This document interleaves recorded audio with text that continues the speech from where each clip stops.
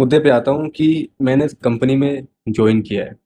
अब इस कंपनी ने मुझे लैपटॉप दिया है, मुझे चेयर दी है, मुझे कैबिनेट दिया हुआ बैठने के लिए। अगर मैं इस कंपनी का काम नहीं करूँगा, तो बेसिकली अगर मैं इस कंपनी का काम नहीं करूँगा, इस कंपनी के दिए हुए पॉलिसी पे नहीं चलूँगा, इसके फंडामेंटल को नहीं समझूँगा और इसके दिए हुए प्रोसेस को मैं फॉलो नहीं करूँगा, तो क्या ये कंपनी मुझे रखेगी? नहीं रखेगी, मुझे निकाल देगी। और फिर मेरा कोई हक भी नहीं बनता है कि मैं ज़बरदस्ती इस कुर्सी पे बैठूँ, इस लैपटॉप का यूज़ करूँ, इस कैबिनेट के अंदर मैं एसी के हवा खाऊँ। नहीं बनता है, क्योंकि मैं कंपनी के लिए कर ही नहीं रहा हूँ ना कुछ, फिर अपना फ़ायदा कैसा?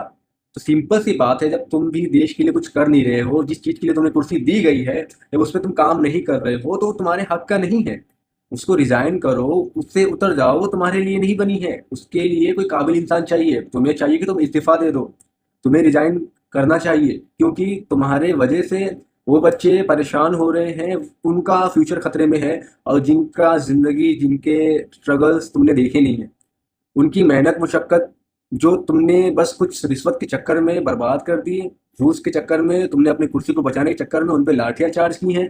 लेकिन इस सारी चीज़ों की वजह से इस यूथ को बहुत बड़ा नुकसान उठाना पड़ रहा है। इसलिए तुम रिज़ाइन दे दो, ज़्यादा बेहतर होगा तुम्हारे लिए। और ये चीज़ें ज़्यादा दिन नहीं चलती, क्योंकि ज़िंदगी और मौत सबके हिस्से के बराबर चलती है। कोई हमेशा 100 साल तक अमर नहीं रहेगा।